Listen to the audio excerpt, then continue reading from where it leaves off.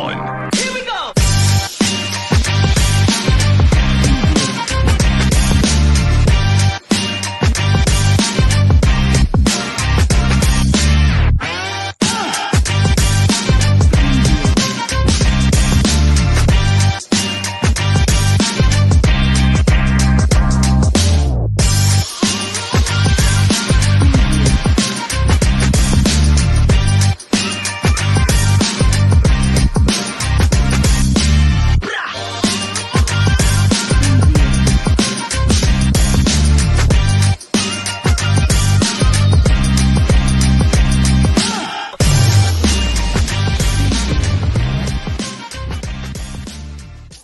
All right, 5 o'clock on a Friday. You know what time it is. It's time to hit the books, part of the Hammer Betting Network, sponsored by FanDuel, alongside the man, the myth, the legend himself, Joey Knish. I'm merely Brad Powers. Producer extraordinaire, Alex Moretto, one of the bosses, is with us. So let's see if he can be a producer extraordinaire today. For today's episode, we are going to be breaking down the Big Ten Conference. We'll get to a lot of your questions, comments at the end.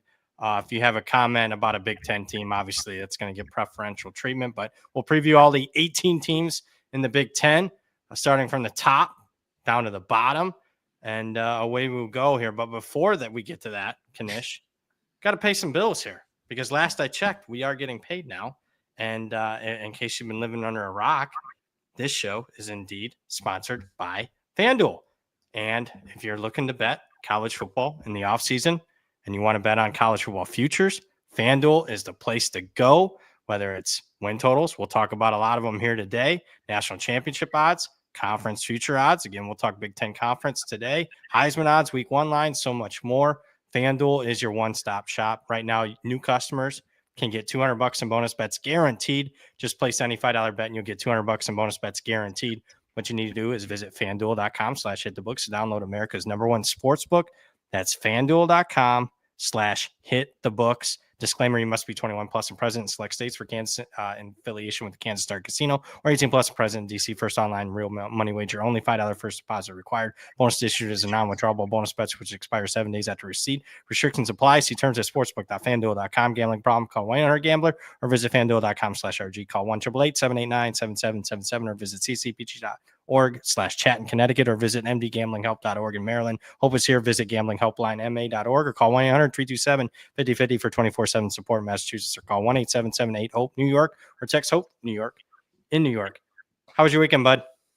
You know what? Nice weekend here. Little extra weekend. Nice, Midwest weather, warm. Couldn't complain. It was nice in these parts. Saw the family a little bit. Nothing too crazy. No big travel or anything for me. So getting primed up, ready to go. How about yours? Yeah, fourth. We had a big family reunion. First time I could attend that in 10 years. So there you go. See the family. So, the old BP Midwest Ohio farm reunion there. Yeah. How many the Powers fam? There was 50 plus. I have 14 first cousins. So there was and all the aunts and uncles and I'm the only one that doesn't have kids. Your sister was in Hawaii, right? Australia. Close. Australia. Halfway there. Yeah, we're kind of like the outsiders of the family. Everybody else is all into that. I was going to say, you two like Vegas and Australia. Everybody else probably doesn't live more than like 3 miles from where they grew up. That's exactly what it is. So I don't know what happened with our upbringing, but we are very, very different from the rest of the family. So interesting. But it was good fourth. Good to celebrate America. D-League 23. Let's have a great 5 months, boys. We are all retired January 1st. Time to go out with a bang. Yeah, since you and I last talked, obviously the big, beautiful bill. A lot of talk there before we get into Big Ten. There was one part of it that wasn't too beautiful for people that watch this show and on it. So I will say I don't know. It does look like they're making some progress politically on getting there's been a wave of momentum on making sure. I think Rep. Titus is how you say it. She's been able to garner some support to maybe get that. I don't want to say overturned, but some addendum or something put in there. So we got time. Yeah, we got time. And let's face it. I mean, we can get a little creative when it comes to the calculator as far as deductions go. if that needs to be the case. There's other ways other ways to attack it. Yeah, but let's give it 6 months, but obviously not ideal. Not surprising, but not ideal. Any other things before we get into it? Notre Dame lost their best offensive lineman. Was going to ask you. Saw some people in the chat asking that. It looks like I think it was a broken big bone? Like, yeah, I think it's this part of the bone. Okay. Season ender? Is that you think he's out? No, I think they'll be back at some point, but I mean, the season's the first 2 weeks for the Fighting. Their two biggest games are their first 2 games at Miami and A&M. So I mean, he ain't gonna play with them. So Spark Miami plus 3.5. Yep, that's in pocket. Oh, really? Okay. You don't like the you don't think the offensive line depth is there to manage that? I really think he's like one of the top offensive linemen in the country. They're already down another offensive lineman, 3 offensive linemen transferred. So I thought they were going to have like the best depth of any team we've seen in the last 2-3 years on the offensive line, but it's not there right now. So, but they got a whole fall camp. It's not like it happened a week before the season. So, I mean, they got a whole fall camp to figure it out. They'll be okay. It's just, I'll take the hook. I think Notre Dame should be favored by 3. And if you got 3.5, like our friends at FanDuel had it, go ahead. And I think that's playable. I think 3. I think it's minus 120, but I think the 3.5 is still there at FanDuel. All right. So that's that. Let's talk some Big Ten, man. I thought we'd start off with the conference you and I are familiar with. And we'll start at the top. Do you want to start with Michigan, or do you want to start at the top of the power ratings? Isn't that the same answer? Isn't that one the same?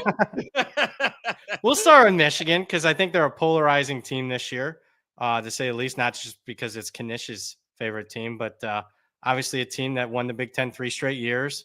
Last year, was a rebuilding season for a variety of reasons. Number one, they lost a lot of guys to the draft, new coach, new systems, didn't have a quarterback, didn't have a FBS caliber quarterback on the roster last year. Now they welcome in maybe the most hyped up quarterback recruit in Michigan football history, the 5-star Bryce Underwood. I think they're still very good on the offense and defensive lines, particularly the defensive front 7. I don't know if they're as deep as what they've been the last few years, but I think that's still top 10. I think the secondary will be healthier this year. Schedule, for me, I could see why some are portraying it as easy. I think there's a little bit more landmines than people are making it out to be. It's the first time they played 6 true road games since 1998, believe it or not.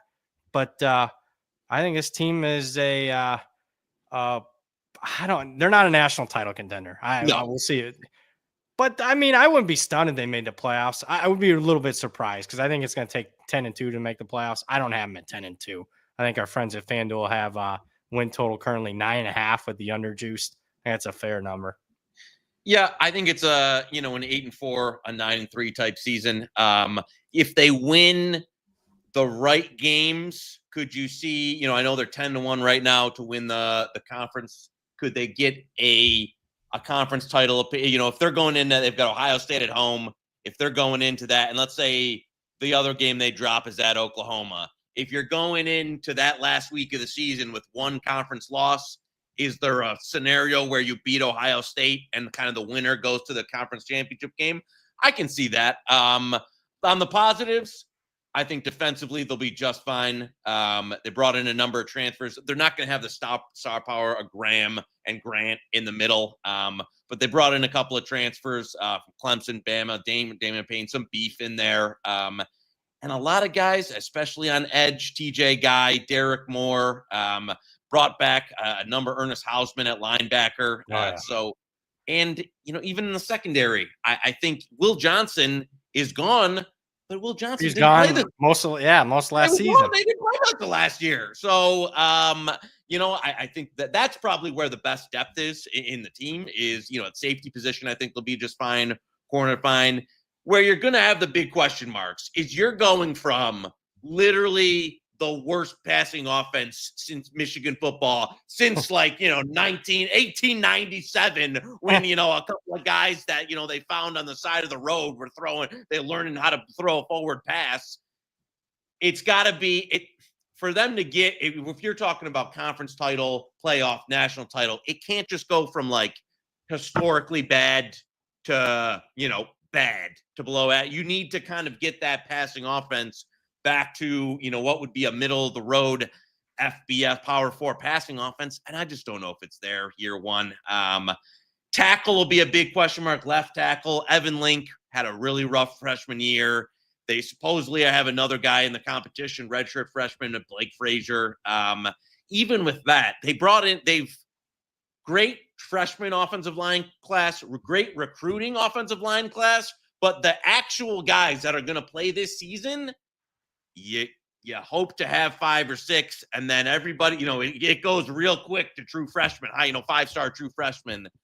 I don't think it's going to be good enough. The run game should be better, but the pass pro, the passing offense, the wide receiver options, just don't think it's electric enough. So I'll say 9-3. The floor is probably on the on the higher side this season. And again, Agreed. Underwood should be an upgrade, but can this team get to 11-1 or any of that 10-2? I think that's a stretch. Agree. So you can put me down, lean under that 9.5. It's heavily juiced, but I have bet under 9.5. It must have been a little bit supportier recently for old Big Blue. I thought it might have been you betting over 8.5 to push that back up to 9.5. You know what? Especially, I know if you got in early on the 8.5s, I agree. I just think it's a 9-3 team. I really. This is a pretty, blanket 9-3 team. Of course, it could go, because you lose a couple close games, 7-8 wins. You win one, it goes to 10. But I really think the way the schedule sets up, it's 9-3. Trap game, tough game. The Michigan-Oklahoma can make a lot of difference in terms of where this team's going to go. And then you've got, Nebraska's not an easy road game. USC's tough. Michigan State. Road game. Michigan State, the only game of the season that's going to matter for them. Michigan coming in. So, again, those are it's not the upper echelon of the Big Ten in those road games, but they're not gimmies by any means. No. All right. I think believe it or not, I think we're pretty much in sync when it comes to the Wolverines. Let's see if we're in sync on the team down south, that being the Ohio State Buckeyes, as far as Michigan is concerned. The team Michigan's beat 4 straight years. And I'll go on record if you want a bold statement. I think Michigan makes it 5 straight. But before I get into that, obviously the Buckeyes are defending national champs, lost a shit ton to the NFL draft. How about 14 draft picks, second most all time? So a lot of talent out the door. I'm not anybody across the country is not going to shed any tears because it's still one of the most talented rosters in all of college football, led by arguably the best player in college football, Jeremiah Smith, the wide receiver, probably the best defensive player in college football, Caleb Downs at safety. But besides those two, there's certainly more questions than answers, at least at this time of season, compared to last year. Julian Sayin comes in a quarterback, listed at 6'1". I'll take the under, max bet there. So I think he's closer to 5'11.5". I think he'll be okay, but certainly not going to give him the run threat that they had a little at times with Will Howard. The running backs, in my opinion, are a downgrade. Wide receiver and tight end is as good as anybody in the country. Mentioned Jeremiah Smith. Love Carnell Tate. I'll give you a name to keep an eye on. If I'm the new OC Heartline, Max Clare, tight end. Oh, yeah. Work the tight ends from Purdue. Great pickup. I think the offensive line, it'll be just as good. Keep in mind, the Buckeyes were banged up on the offensive line last year. They had a couple starters down even during the playoff run. Defensive line, probably my biggest question on the team. I mentioned this a few times. A little light in the britches. You do the combined weight on the 2 deep, 277 on the defensive line. That's a little light, especially in Big Ten play. Yeah. Against them Michigan Wolverines, fourth quarter, can't get off the field. I could see it happening again. Back 7 looks great as far as I'm concerned. Schedule, I will say, not the easiest, but 2 best teams they play, Texas and Penn State, got to come in the horseshoe. Obviously, the road game at Michigan late. Maybe Illinois, but reality is on paper, Ohio State's going to be favored in all 12 games. So while I lean certainly under, especially at the price that we got 6 months ago, but plus money, I'm not betting under 10.5 now and laying juice with that. Do you concur? Yeah, I agree. When this is, you're talking about a 80 cent, 90 cent shift from what it originally opened at, when we were doing our first shows of the year. I'll add to your point. So only 3 starters back, and Matt Patricia, who I don't think anybody on the show is a huge fan of coming in. Yeah. And I'll compare it a little bit to, Wink Martindale spending all those years in the NFL, who was a much more celebrated coordinator than Matt Patricia was, comes to college. And there was a good half-season learning curve of, really trying to figure out who he had, how to coach this team, how to call the scheme, how to get it in. I mean, it took a minute for things. That Michigan defense, the first half of the year, even with the star power, was not playing particularly well. It found its footing the second half, and especially, the last few games of the season. But it took a minute. And so now you're getting and that was with a lot of roster continuity from year to year. This is, a kind of brand new Ohio State, still very talented, but that's where the question comes in for me is, is Patricia, who I'm not a huge fan of to begin with, going to be able to get everything up and running, number one, with a lot of new guys and a lot of on the, talent on the front line that, especially as you said, on the D line, that's a little questionable. I mean, obviously Caleb Downs, some of the guys they got in, the back seven will be just fine. And then it's going to line down to is Julian Sayin. I mean, I think the variance in Sayin between because Will Howard, for all his act, like there was some games he didn't play particularly great. He had a nice run in the playoffs, regular season wise. There were some games he just wasn't great.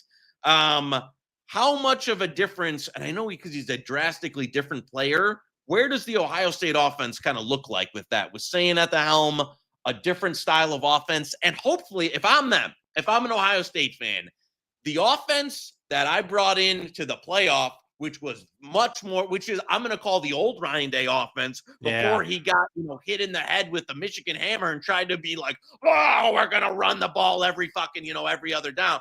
I'm scrapping that shit out the window where if it's this team with the quarterback I have and the weapons we have, we need to be, 65-35 pass. Well, I think it goes back to the CJ Stroud days.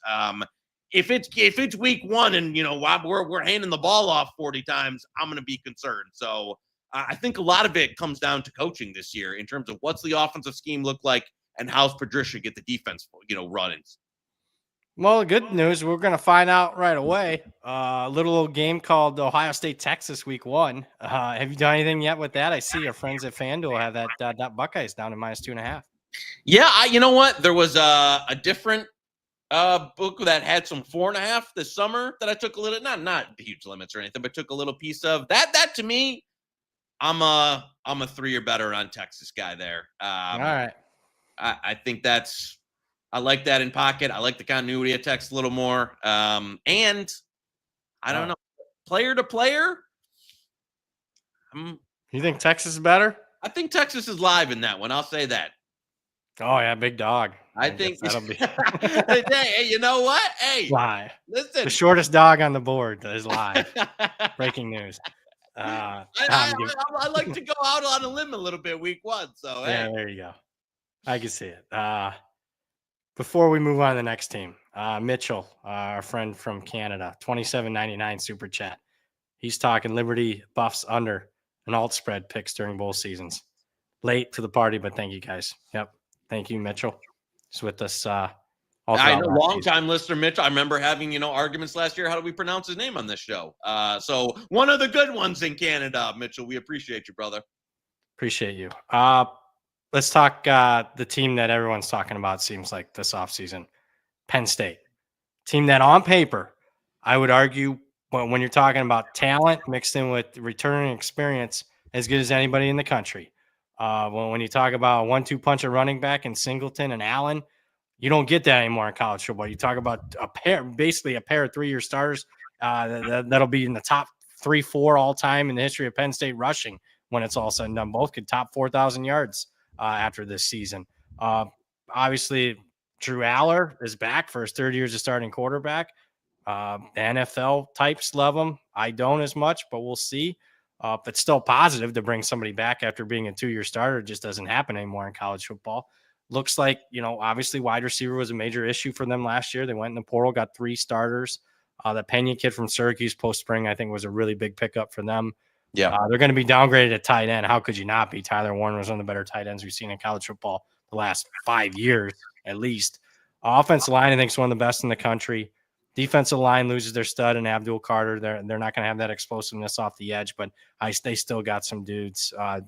Dennis Sutton, it will be one of the top edge rushers in college football this year. Back seven.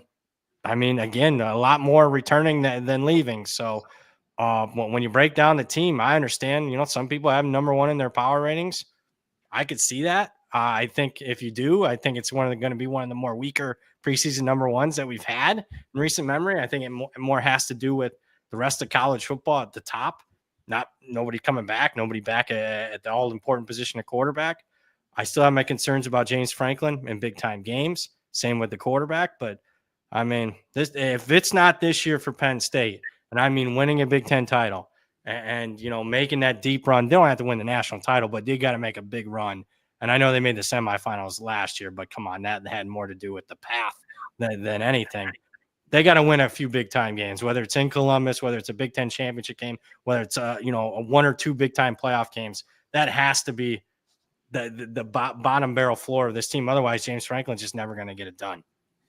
I mean, this game in Columbus this year, you want to talk about how many times in the Franklin tenure has Penn State kind of been there, but been a step below, and they never, they never were able to punch above their weight. They were just never able to get over the hump when they were, the slightly lesser team or the Matayo or pull that upset. This year, they're not that. You know what I'm saying? They're the team that you're going to be the slice. So now you've got to hold serve. And and you talk about a schedule that's ready-made for, a team that this is the kind of schedule, especially that non-con, which is cakewalk city, that you want in a year like this, when everything's kind of peaking up, where you can really focus on, you've got Oregon coming in and you've got at Ohio State and, a handful of other games where the team's, competent, but your regular season really coming down to that. I think they have to be in the Big Ten title game this year. That at Ohio State game is kind of a legacy game for Franklin. And as you said, to the way things are now with the new system, it doesn't have to be a national championship, but they got to win that game in Columbus. I think they got to go to the Big Ten championship game, and you should be one of the top seeds going into this year. I can't poke a lot of holes in I know Franklin and Drew Allar, that combo, that coach-quarterback combo doesn't exactly, lead you to be like, oh, I do like Kotelnicki. I think the offense, at least the system, has been much better under his watch. And so, again, I'm a Penn State believer, but do I want to buy at any of the prices that are out there? Or any of that? No, absolutely not. So I can't even buy that plus 3.5. Yeah, if anything, this is a weird. From a gambling standpoint, I don't think there's much to do here, and I couldn't blame anybody for I would say, maybe going the other way and fading it a little bit. Yeah, they're going to be favoring every game except that Buckeye game, like you mentioned. Yep. I kind of like them against Oregon at the end of September. I agree. I like them in that one. I was an early buyer. I think that's gotten squeezed out a little bit. I don't know if it was, they were like 4-1 Big Ten. They were like third. Yeah. I didn't think that was appropriate at the time when I made that bet.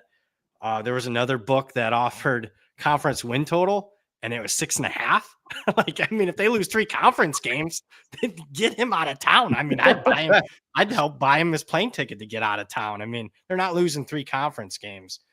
So I was a buyer of that. But generally speaking, the 10.5 win total, the national title future odds, I think that's all baked in. This is a legit preseason top 5 team. Let's now see them win some games against other teams in that range, top 5, top 10. And I'm not talking SMU and Boise State either, just because they're ranked in the AP poll in the top 10. So I think that's a pretty fair number. 10.5. That's not too juiced to the under. So I will see. He has one thing he has done. James Franklin does wins the game. He wins the games he's supposed to, though. Yeah, and that's it. There's a 0.0% chance of losing a non-con game. You got Nevada, FIU, and Villanova. In conference, you just highlighted it, but UCLA, you're not losing that. Northwestern, you're not losing that. At Iowa, maybe you want to call, if it's a Kinnick night game, okay. Indiana, they have at home. They're not losing to Michigan State. Nebraska, they've got at home, and Rutgers. So unless somebody's pulling a sizable double-digit upset, they really only have 3 losable-ish conference games. So, yeah, they got it. They got to come. They got to come through this year. They really have to, for Penn State's fans' sanity and for everything. And I'll be rooting for them. I know Eric says, how do they adapt to Knowles' system? Jim Knowles, I think, been doing it for a long. That to me is an easier transition from a Knowles, the guy who's been doing it in college, in the conference, at multiple stops, as opposed to a guy that's been doing it in the NFL for 20 years and then now having to come coach college kids. So I love again, and you know what? I love that shit. I love the gamesmanship. I love that we're going to go out and take the teams we want to be. We're going to go steal their coordinator out from them when nobody's really thinking that, out from the back after they won a national title. That, to me, that's old school college football. Like, I love that. So that, to me, is a winning move. Like, we're going to fucking pay this guy who's at Ohio State, who's where we want to be. We're going to come in the back door and take him from beneath them. So I like that a lot. Let's talk a couple other teams, team by team, and then we'll just throw it out to the floor and just cover a few others. Team that you and I talked about last time we did a show, USC, Lincoln Riley, year 4. Last 2 years haven't been great, to say the least. We're buyers, though, of this USC team, a team that was much better than their record last year. In the 12 regular season games, they led in the fourth quarter in 11 of them. You and I gave out the over 7.5 wins last week. Mayava's back at quarterback. You think in the second year of his system under Lincoln Riley, that'll be better. Their top 2 wide receivers are back, Lemon and Lane. I thought they did a really good job in the portal, particularly on the defensive line. I think it's the best defensive line USC's had in several years, getting those 2 330-plus pounders from the SEC at defensive tackle. They got the 5-star edge kid, the freshman. Don't need him to play every down. Just go get after the quarterback on third down. Anthony Lucas is back healthy. On that other defensive end spot. They do lose some linebackers. That's a concern there. But I like the second year of D'Anton Lynn defense, which was markedly improved last year. Yeah. Schedule-wise, I mean, it's not easy. I mean, they struggled going across the country last year. And we'll know after, I mean, the first 4 games are a layup. They should be 4-0. And then we're talking, Illinois on the road, Michigan, Notre Dame at Nebraska. You got to at least split those games, at least. Or I mean, the Lincoln Riley tenure is in trouble. But I'm more of a buyer. And recruiting has nothing to do with, this year as far as their upcoming class. But I also think it's a leading indicator of the vibe around the program. And they have the number 1 class right now. And I think things are finally on the upswing when it comes to SC. So 8-4 is my call. I was going to say they seem to have found the money in Southern California. There, not that there's any. It's usually hiding in that part of the country, but they seem to have found it, at least on the trail, like kind of what they did in some aspects in the portal. From a conference perspective, like that, their toughest game of the year at Notre Dame. Obviously, not a conference game. They don't get Ohio State or Penn State. I think the scenario, and obviously we give it out. We both like it. We both bet them in a number of fashions where this team can go 10-2 and end up in the Big Ten championship game. Just the way that some of the tiebreakers are going to play out, and some of the teams that are either on or off their schedule. They have Michigan at home, should be another contender up there. They've got Iowa at home. The Oregon game at Oregon, obviously, probably they're definitely their toughest, road game outside of Notre Dame in conference. But I think the ceiling is there for them, and you can't ask for, to miss Ohio State and Penn State and have the early, that cakewalk first 4 week start of the year to get in range and get everybody rolling. It's weird to be a USC team, a Lincoln Riley team, where you kind of have a little bit more certainty and floor and confidence in the defense than on offense. But they bring in the guy. I don't exactly, I don't love what he did last year on offense, but I'm not going to let his entire body of work. It's not like the guy's 70 years old and we think he's lost it. I'm not going to let his entire body of work in college, where he's been an offensive genius, where one, off-ish type year throws me off the bandwagon. I think they rebound this year, and I think, hey, they're in the mix with, I'm going to call them 9-3, maybe a 10-2, and they go to the Big Ten title. Yeah, I did bet them to win the Big Ten. Not that I think they'll do it, but get the appropriately priced there, 30-1 or more. I think that's not worth a flyer. It's a talented team. Buyer of USC. A team that I don't know if either one of us are going to be buyers of. is a team getting a lot of publicity. Illinois, a team that finished 10-3 last year, 16th in the AP poll. Statistically, we're not a 10-win team. Got outgained on the season. Went 5-0 in close games with a coach that I don't trust a lot of times in close game situations. So to me, that usually screams I want to sell. But on the plus side, why they're getting a lot of publicity, I mean, they're returning as much experience as anybody in the country this year. Altmaier's back for his third year as a quarterback. They get Fegan back and running back for after injury. He was a starter. I know McCray left post-spring to Georgia, but they still got a couple guys there. Wide receivers concern for me. Offensive line's one of the best. Defensive line, they lost some guys there. They got their edge rusher back. Second, the back seven is as good as what they've had, particularly the secondary. I think this is his most talented team that he's had in Illinois. Probably not saying much there. I don't see him matching last year's 10 wins, but where are you at with this Illinois team that's getting a lot of love? Now, they got enough love where that was 7.5. Now it's 8.5. Yeah. I think 9-3 is a little tough. When you look at that schedule, we're going to know at the end of September because they are at Duke, at Indiana, SC, all before the end of September. So we'll see if if Bielema was phony or not. Yeah, it's funny. We'll see because I got to tell you that the minus 172 is a little. I just need a little bit more Illinois. Little cheaper. Yeah. We still got a little 6 weeks to go before the season. A little cheaper, and I'll be in on that because I agree with you. I think we've gotten so much Illinois love, and it's a team that, you know what? If you would have told me in put this team in the old Big Ten West, right? Where you've got the the big uglies and you can do the trench play and you're playing, all of the, the Nebraskas, the Wisconsins, the Iowa, and that's all you got to go up against. Then in the old version of the Big Ten, I'd like this team a lot more, or at least competitively a lot more than the Big Ten that we're playing in nowadays, where it's just kind of the game has changed, leveled up. And again, so much fortune last year. It's just, I don't love, some of this, I'm not going to call it star power. They just don't have, after losing some of their weapons, I think the explosiveness, especially on offense. Luke Altmaier, I think he's okay, middle of the conference quarterback in that. It sets up okay. I mean, they don't have Penn State. They got Ohio State coming in. So, again, it's not like the murderer's row schedule here, but we will really know, I got to tell you, because those first two conference games, you got to go at Indiana, and then you got USC, who we like coming in early in the schedule.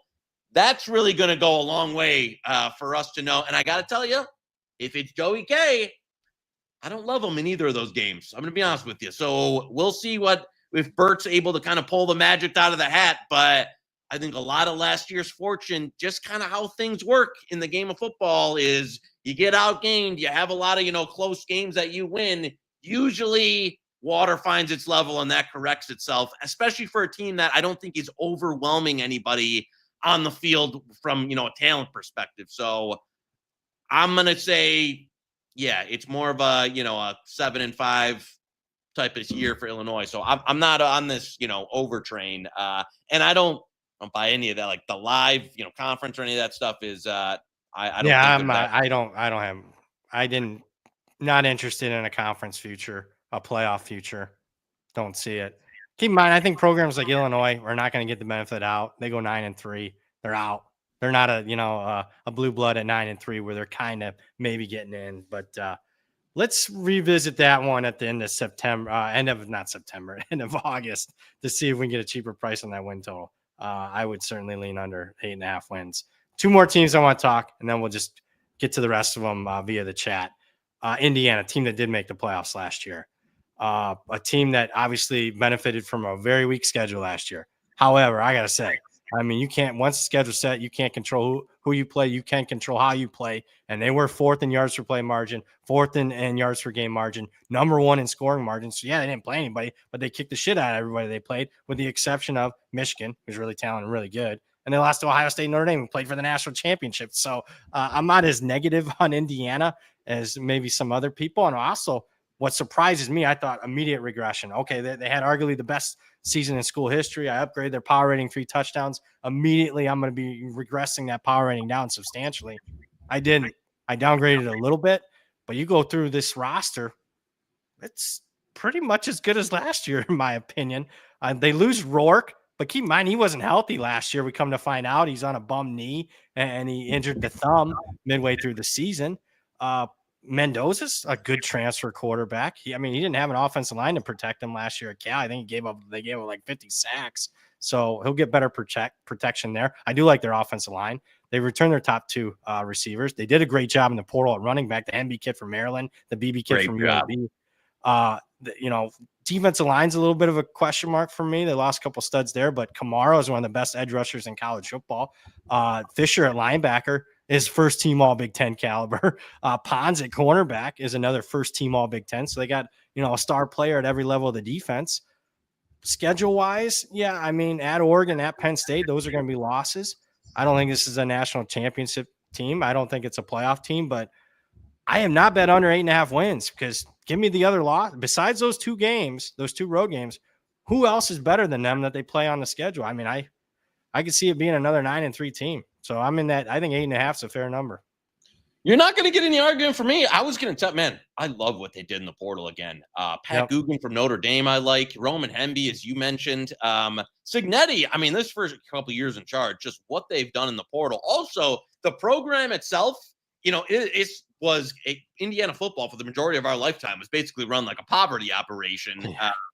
They have really, the business side of college football now. They've stepped into that with hiring Kirk Signetti since they've hired him and gotten their it's almost like Notre Dame light here where they're getting their business side of things. They're getting the guys they want in the portal, targeting them early, retaining players on the roster, not having to worry about other guys, team poaching. Big question, Fernando Mendoza, again, I know he was playing on a poverty offense there. I think the variance in what he could be is probably pretty wide. Rourke, more of a solid, very solid player at the Power 4 level. I think Mendoza could go a little bit either way. But I'm with you. I think this is, again, Illinois has kind of stolen their, like Rolling Thunder.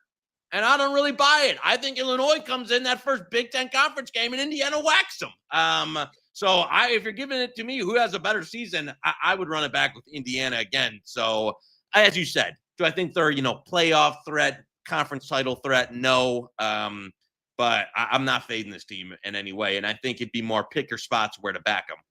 Yeah. I thought I'd be, past history would say I'd be so anti-Indiana. I'm just not. I think everything has changed. Yeah. And you can change it now. You can just automatically start spending money. And they have. Right. They locked up Signetti. They're spending money. They're very smart in the portal. They know what they're doing. So I think it shows with their roster that they've constructed this year. I don't think it's that big of a steep off from last year. And the schedule's tougher, but still outside of those two road games, I'm not scared of that schedule if I'm Indiana. One more team I want to mention, then we'll get to the chat. Team that you're high on, so I'm going to let you lead with them. You love your Nebraska Cornhuskers, specifically number 15, the quarterback, Dylan Raiola. Give me tell me why. Because I just deep dive Nebraska. I want to be more disagreeable, but I think at price, I wanted to go under, but I think at price for the 7.5 when the over juiced, I think is pretty fair. Yeah, if you've got questions on this team, I think it would center around can the defense be better, and is the special teams going to be fixed? Because very good. 10 blocked kicks last year. They got 10. That's like impossible. That's like something you see at Division II level where you don't have a long snapper or something. So for that to happen at a Power 4 team, so if they shore that up, which again is a big, I know they made some changes around it. I think on offense, I love the Dane Key transfer and some of the Rocco Spindler from Notre Dame. They brought in some guys to fit the offense that I think will go a long way to being it more solid. Also, last year, there were some games where, freshman Raiola, we're going to let him wing it 45 times like he's Patrick Mahomes. And again, maybe he'll get there. But I think some of the game plans were a little bit crazy. And then you had, the late season shift at OC. You get an off season of that. You get some better players in. You get some more continuity.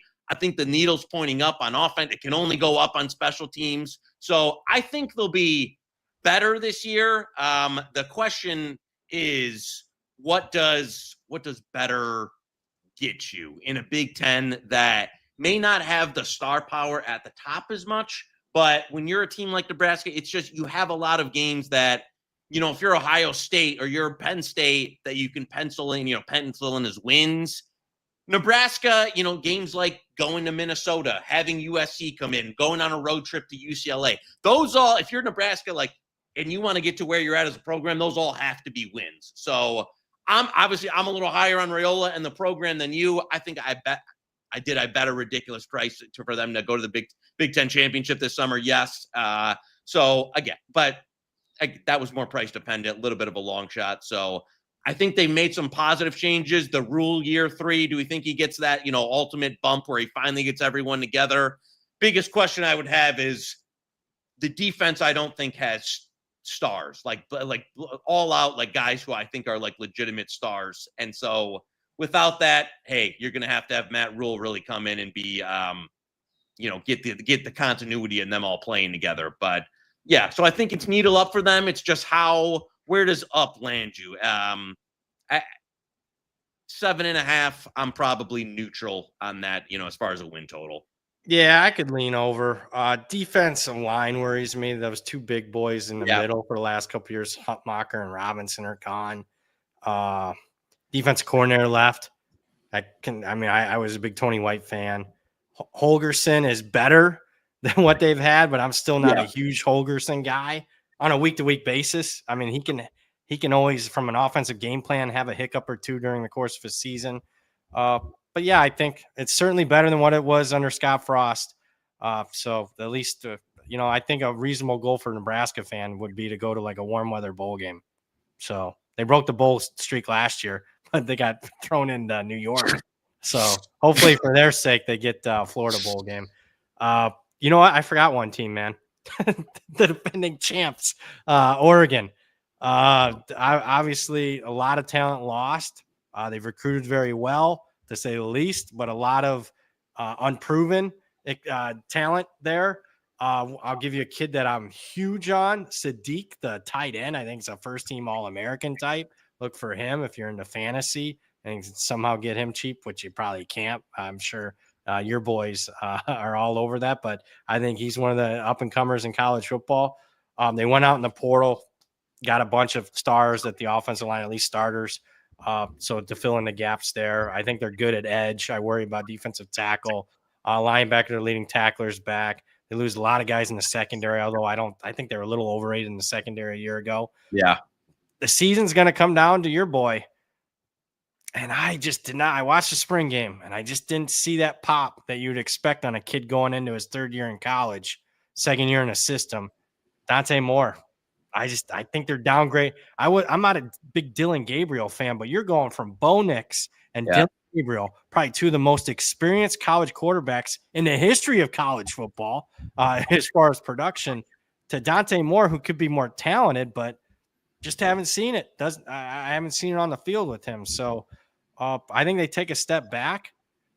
They're definitely an underdog at Penn State. Where's the other loss? I could see another loss. I don't ask me where it is, but I think this is more of a 10-2 team and certainly not a 12-0 team like they were in the regular season last year. No, I'm with you. And you know what? Dante Moore, I think I loved him in high school and coming from the area and thought his polish in that. I think he had some, we'll call it, bad people around him, made some decisions, especially coming out of high school, that I don't think were in his best interest. I agree that, in the spring, I was hoping to see, you want to see a little more. And I got to see something. I got to see, they got a pretty, rather, I'm not going to call it soft non-con, because Oklahoma State isn't a, freebie, but you better see something from him early on, or I would have, I'm not going to call it a short leash, but you want some other options there, because it's a team that, again, a lot of talent. They're recruiting their ass off. They did a few nice things in the portal. I think the full roster, this to me is a team that I have a bigger questions at. The Julian Sayin thing with Ohio State is, I think I can get other guys to come in, I forget the backup's name, but come in and kind of run that system and make things happen. If Dante Moore doesn't work out for this Oregon team, the floor could be lower then I'll put it this way.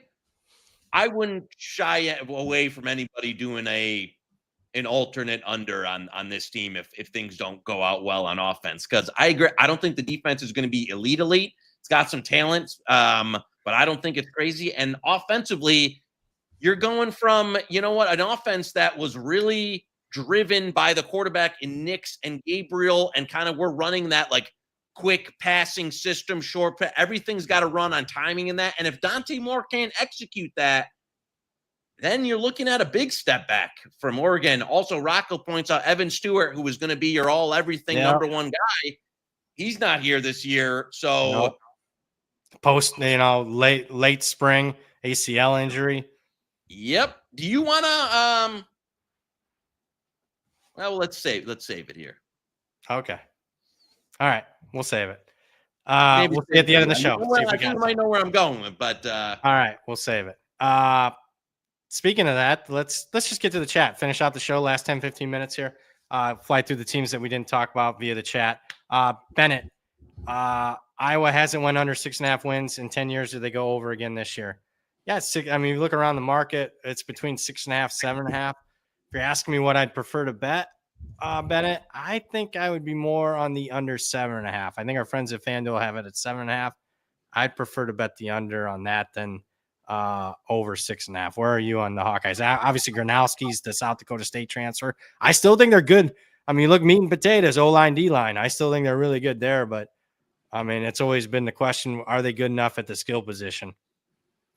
Yeah, and you know what? You lose Caleb Johnson. Gronowski, who, again, great FCS career, but it's almost they got to run a little bit of a different – we'll see if they do it. But the system that he kind of excelled in at South Dakota State, I think you got to run him like a lot.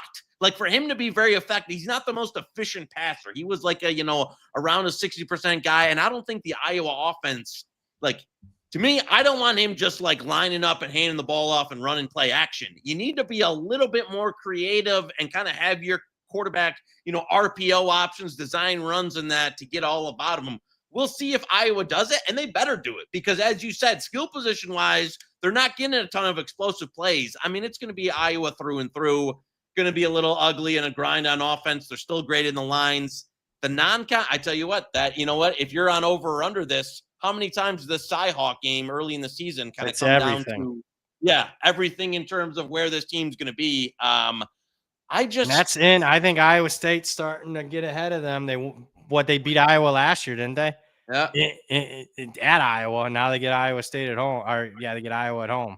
So, and the problem, Jason, is there's a lot of teams, I think, in the Big Ten that have been trying to level up and take that next level. We'll call them Indiana as a program. Obviously, Illinois as a pro. Iowa is kind of still doing their Iowa thing. Even Wisconsin was trying. It didn't work out so far, but Wisconsin was trying that. There's a lot of programs that are really making an effort to, kind of exceed what they've been in the past.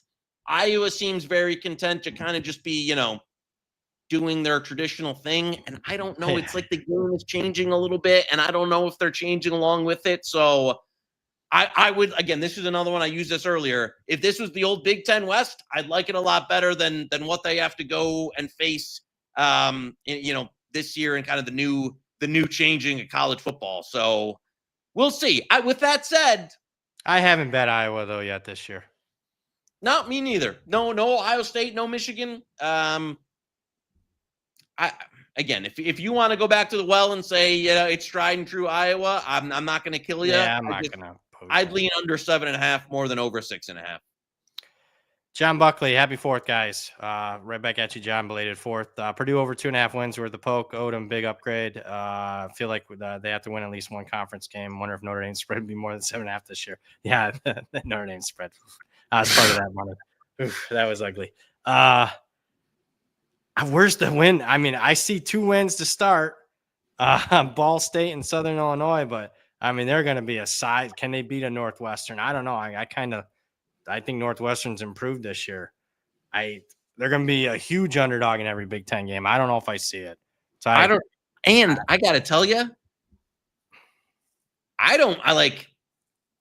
if they lost one of those first two games, would you be like, oh my God, I can't believe it? I'm not saying they'll be favored in both games, but this isn't the type of team, especially with a regime change, new quarterback, not a lot. You lost your best player in Claire. I think it's a good move. They had to make the move. It wasn't working out with Walters. But I mean, there's like the defense is totally. I think there's 0 starters back. And again, not that this was a great entirely defense. different roster, Right, and like, a lot of the guys they had to get post spring. So that to me, this isn't like an Indiana situation where you're like, I'm bringing a guy, he's bringing all his guys. We'll have some, it's going to work. This seems to me like we had nothing going. We're just going to throw a bunch of shit at the fan and hope some of these guys can play.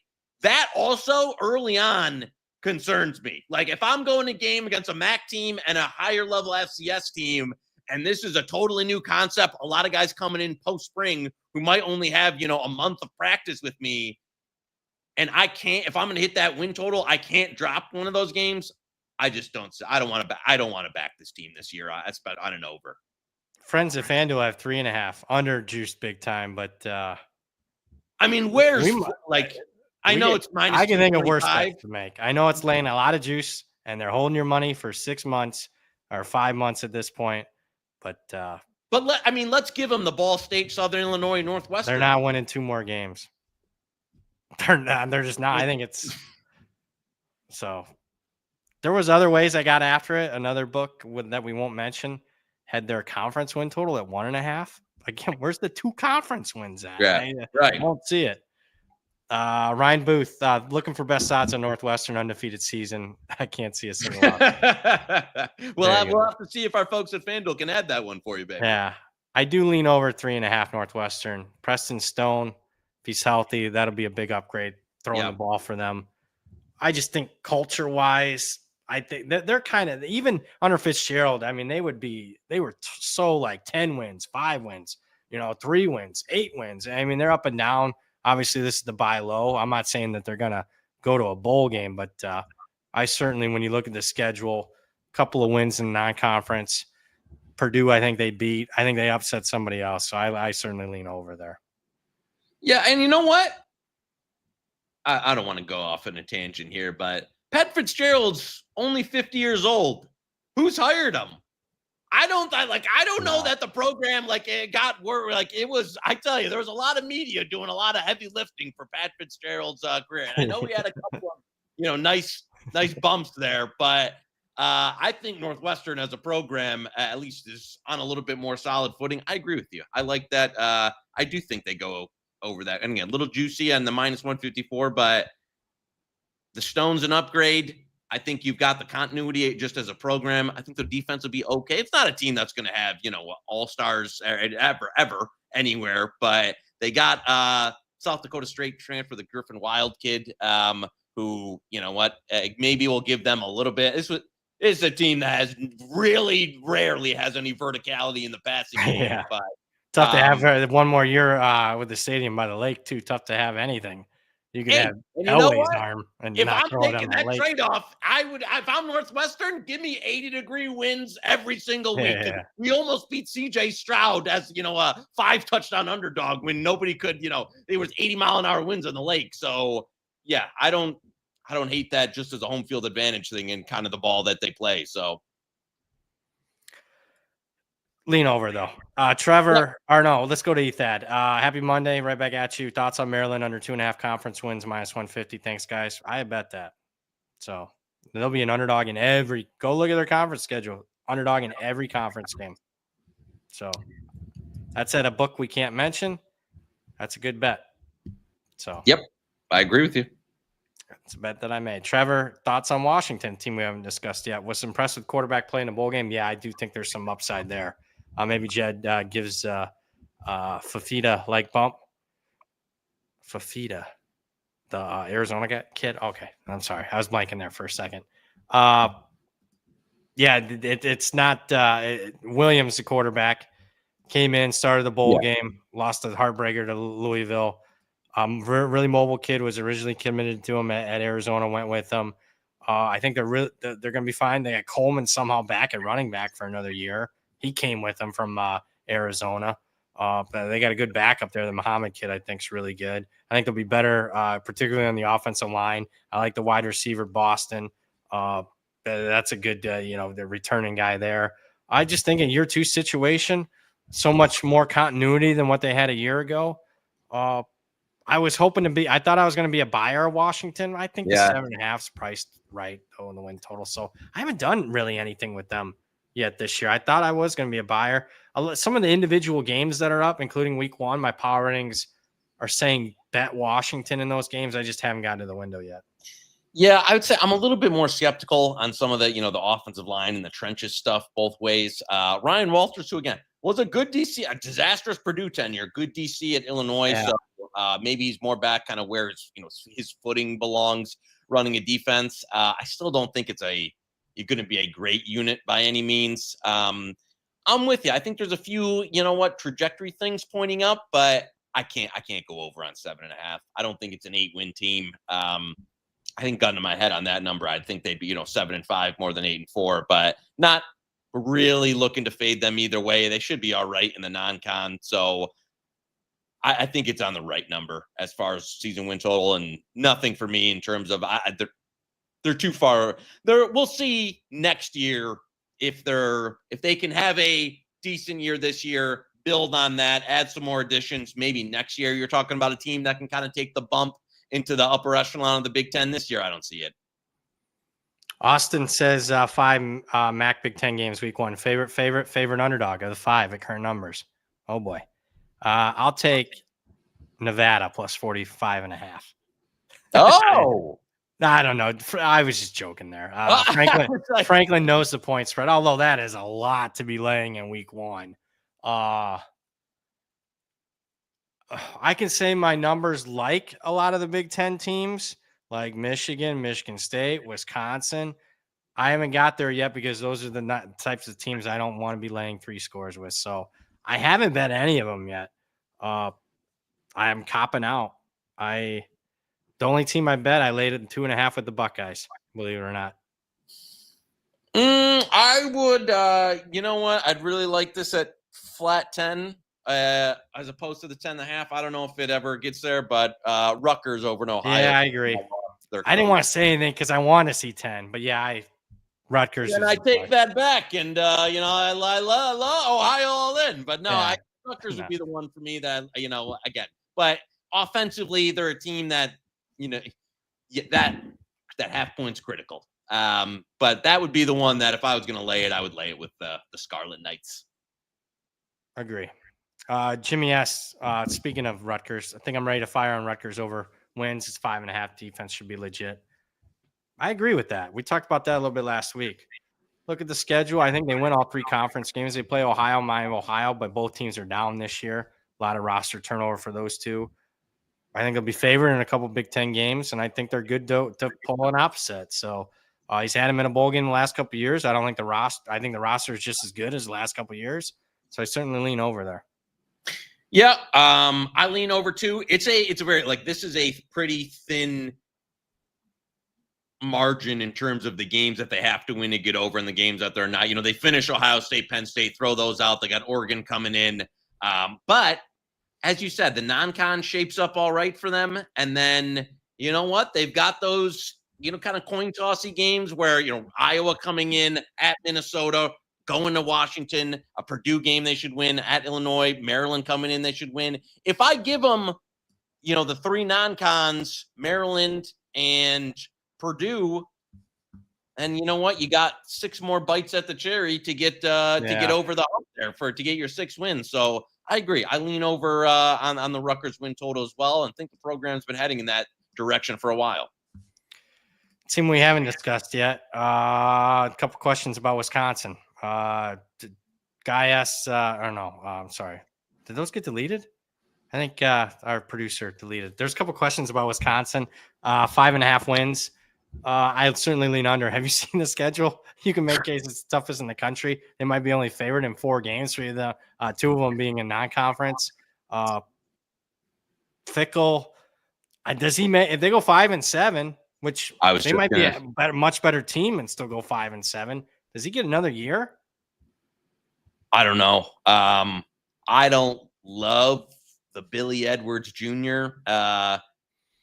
Kind of like we're going to get him at Maryland to kind of step in. And I know they got a couple, other guys in the backfield that they're trying to get in, worked in. I don't really love you would think after last year, this was a team that'd be making some significant changes. Or at least, going heavy in the portal. And it didn't really happen. I don't know. I mean, even if you let's say we have a little bit more continuity just on defense, and maybe that will, we'll get a little bit of an upgrade with Billy Edwards, even though I'm not a huge believer. I don't see it.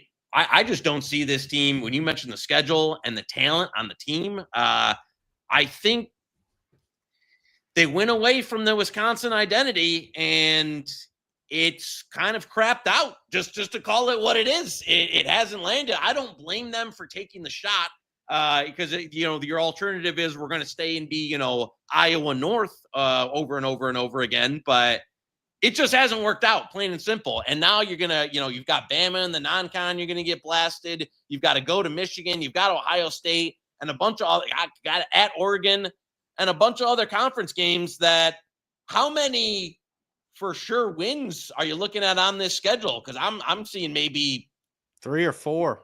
3, 4. 4 might be a little generous. Yeah.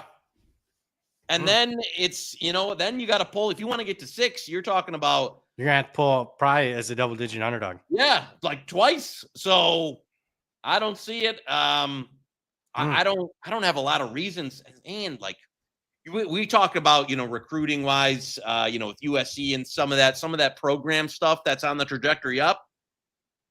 I'm not seeing it. I don't. I'm not either. Not good I vibes. think this is Wisconsin could be a program a year from now that is doing some soul searching in terms of what do they want to be? What can they be? Do they make the revert hire back? And we're going to go back to trying to be, heavy Wisconsin.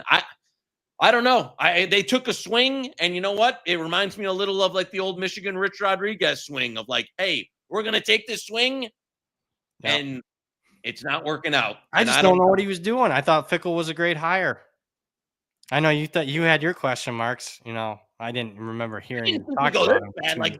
This team could win 3 games this year. And yeah. And none of the identity change stuff has worked. No, they shouldn't have done it. Disaster.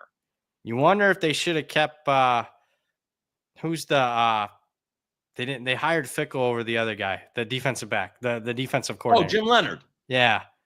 You just wonder if they should have stuck with him. I know. Program stability, probably had a little bit more punch as a young guy as far as a recruiter, because now he is a hot shot at the NFL.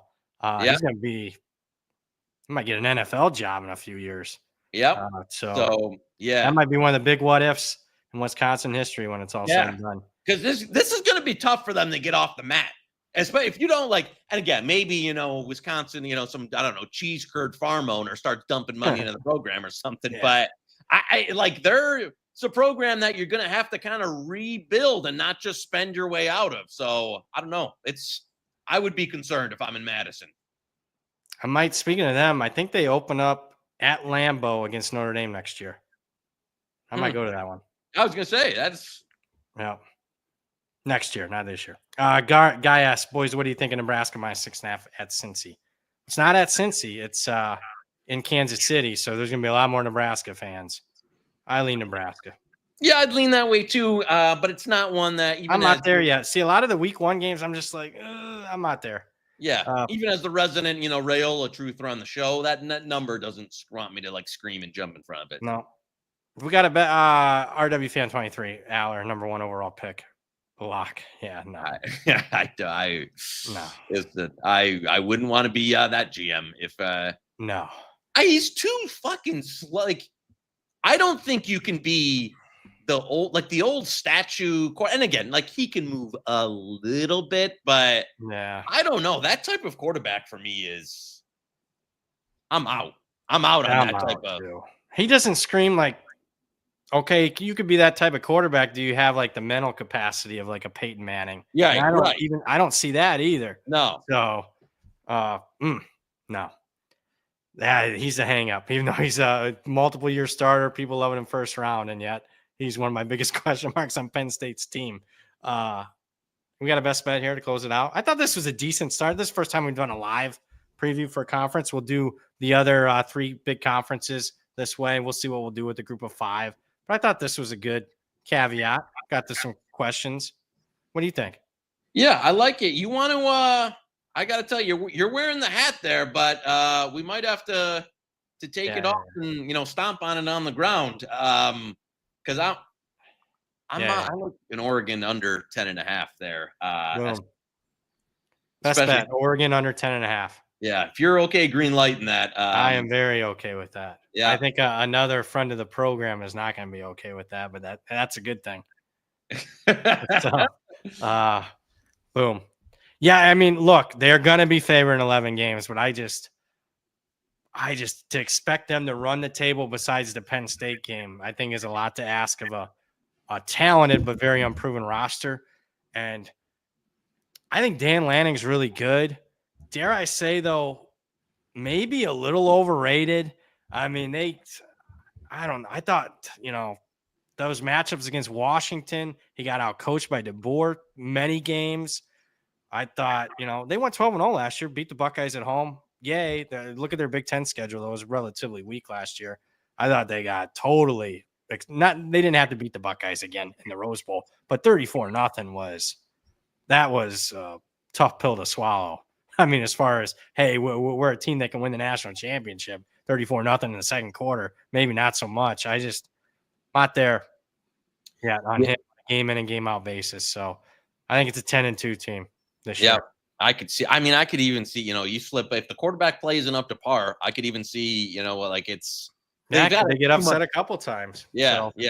So it's. I think it's an under team for me. And even like you can have a good season this year with and go 10-2. So I don't think that to me at a reasonable juice there at the minus 134. I like that quite a bit, especially if we're giving him the Penn State. And then you got to. I mean. To go perfect, if you say you throw out the Penn State game, just in today's college football, you got to be real fucking good, this year to do it. And I know they did it last year, but to repeat that with they still almost lost to Wisconsin last year. Yeah. The Ohio State game last year. Fortunate. Let's be honest, fortunate there at the end of the game. Especially, I think Jeremiah Smith had that big offensive PI. Otherwise, Ohio State's going to kick a field goal to win that game. Yeah, I mean, they easily could have lost 2. And go look at that schedule. It wasn't that difficult. So, don't ask me the game, but Indiana what are they at Iowa? That's a very unique trip for them. USC, USC at Washington, at Washington's rivalry. Yeah, if you're not at that level, if you're not at last year's level, those type of games become much more losable. And I don't think they're going to be. So it's a lot riding on Dante Moore. It's a lot riding on an unproven wide receiver corp, an O-line that's lost some pieces, and a defense that, again, kind of unproven. So, yeah, I think that a lot would have to go right for them to return to last year's, 11-1, 12-0 type of type. And I don't see it. Very happy with that best bet. Good job, buddy. That'll do it. We'll be back next week. Let's do SEC next week. Is that okay with you? Yep, I'm with you. We'll do SEC next week. We'll tackle any breaking news that happens over the next week or so. So that's how we'll handle these, the big conferences the next few weeks. We'll do probably a mega show for the group of 5, maybe even a couple hours. And that's what we'll do for the next month, July, previewing these conferences. And then we'll get back at it. I mean, August will be here before we know it. I just saw we have football this month. Not college, but NFL. Hall of Fame games, 31st. Oh, yeah. You can I can go to that now. You and me going road trip? It's the Lions are playing, aren't they? Yeah, yes. Lions Chargers. Old how far it's at where's it at? Hall of Fame is it's Canton. Where do you think the Hall of Fame is? Canton, Ohio. Yeah, that's actually not that's probably about 3 hours for you, maybe 2.5. Yeah, I was gonna say probably 2.5. 2.5. I think it's 3 for me. I'm on the Indiana border, keep in mind. So I think it's doable. You and I have to discuss that. Speaking of discussion, we'll be discussing the SEC next week. There we go. Lions favored, like that. Hey, as it should be. Hendon Hooker for a quarter, and then some guy who I don't even know who it is playing 3 quarters of football. So very good job, producer, for bringing that one up. Alex Moretto, the boss. Good job today. Good job for all the questions, comments, concerns. For the man, the myth, the legend himself, Joey Knish. I'm merely Brad Powers. You just watched the Big Ten preview, part of the Hammer Betting Network. Hit the books, sponsored by FanDuel. See you next week.